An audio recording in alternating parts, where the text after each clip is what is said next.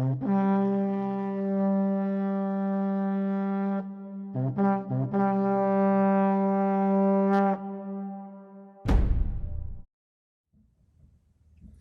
YouTube, it's your boy Jules Impact. Welcome back to the Not So Lethal Weapons channel. Today I'm going to be doing a very quick kind of how-to. On some of my videos I've been getting asked how I put my trap together, so I'm just going to show you really quick, simple. All these things are things that I had at home. So, first thing, cardboard box. You got these laying around at home, you can get them just about anywhere. You can get them, you know, you can go to like a Costco if there's one near you, and get one, a Best Buy, they'll give you their cardboard boxes. But you're gonna start with a cardboard box. I just so happen to have this one here that came with my patio furniture. So basically I just cut open the top part, kind of made it a flap. So it's a flap right there. I don't know if you can actually see that, but it's kind of a flap. And then I kind of created a lip. So there was another inside piece here. You can actually just tape it if you have another cardboard piece, but I make this little lip here so that all my ammo that goes in there, I know stays in there. There's extra layers of cardboard back there in the back just for safety.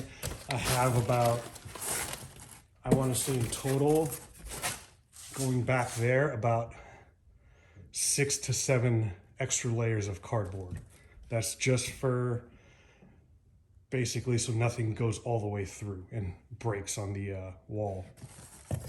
So the most basic things for starting off is having a cardboard box, cutting off a mouth opening, if you will. You don't have to have a flap. I just like having it there. And it's also nice and handy to make a lip to catch your ammo or projectiles, whatever it is you're shooting. So let's move on. That's the most basic thing you need. Next up, bunch of other things I just had lying around the house. You can make a trap with whatever you have. This here is actually a kind of just a piece of carpet that we used to use for my cat. It's nice and thick, and it has this like nice hard layer behind it. So I will actually usually put this up against the cardboard, so this is like an extra layer of protection as well. But this I just had lying around the house. You can also get this at like a dollar store probably. So even if you can't find something like that around your house, you can get it on the super cheap. This here, this is a moving blanket that we've had for a long time. Just folded it up and it's good to go. It's pretty thick. It has been shot up, so there's a lot of that, but you know, that's what it's for. See, as you can see, it's been shot up quite a bit. Right here, one of these long body pillows. Another thing you can use, or just pillows in general. Very easy. Everyone has pillows. So I highly recommend using pillows, some old pillows that you guys got. All right, right here. So this and those right there are basically old placemats we used to use for dinner. These are actually nice and thick. These are not easy to go through, so I like using these as well. Another thing everyone has, old towels. Use old towels. Old jeans, that's another good thing. Jeans are a nice, strong material. These guys. So these guys are just some little weights my wife had hanging around that I use whenever I do go to shoot. All this padding and stuff will go into my trap box. I push it all up against the back, and I actually use these to prop up this blanket here up against the back, kind of give it a little height, and also to make sure that the box stays where it is when it gets shot, so that each time I shoot it, I don't want the box moving a little bit further back or forward or left or right. I want it to stay where it is. So here's another thing. A lot of people have stuff like this lying around the house. Doesn't have to be weights, something heavy.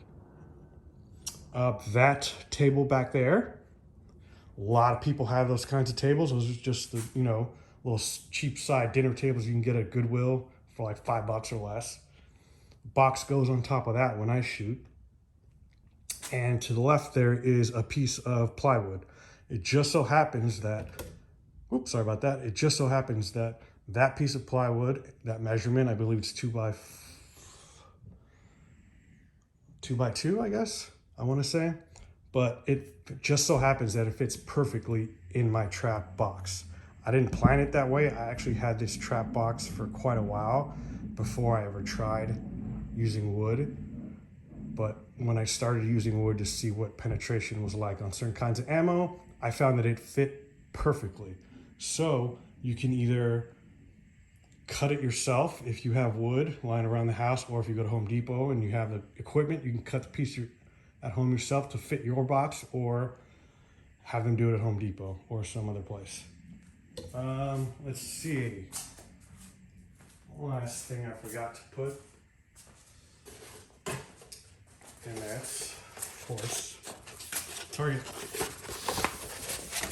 It doesn't have to be this kind of target. It can be any kind of target you want.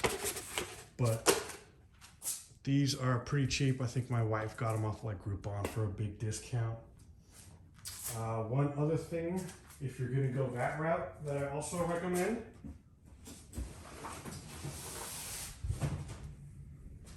if you're gonna go the route of using these kinds of targets, or targets in general, they may not always be big enough to be taped to your trap box. As you've seen in some of my videos, depends which kind of target I'm using. Smaller ones like this usually go on wood or on cardboard. The bigger ones that kind of show like the full body, those are big enough that they can be taped, you know, completely vertical on my box. But if you're going to go the route of these guys or something smaller, I recommend using this cheap paper that you can get at dollar stores or just like general stores. It's like kind of like packing paper. You can cut this yourself to size and then put your target on it, and it'll work just great. I think that's just about it, but one last tip I'm going to give you is, if you don't have targets like this and you don't want to bother buying them, one thing I did, which I'm sure you've seen some of my early videos, is I used to use Target bags. Everyone goes to Target, everyone has bags from Target. I would just cut out the targets from the actual bag, so that basically you would just have this, but in red and white, and that's it.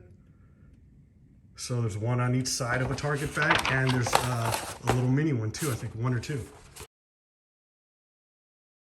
So that's another idea. This is basically my setup, what I use to put my box together. Very simple, mostly stuff you have at home. I'm sure there's other things that you guys can think of to use, but it doesn't have to be expensive. It doesn't have to be, you know, costing you all kinds of money to put this together, especially if you want to reuse it. This is extremely easy to reuse and put together, so I highly recommend it. Thanks for watching, and we'll see you in the next one.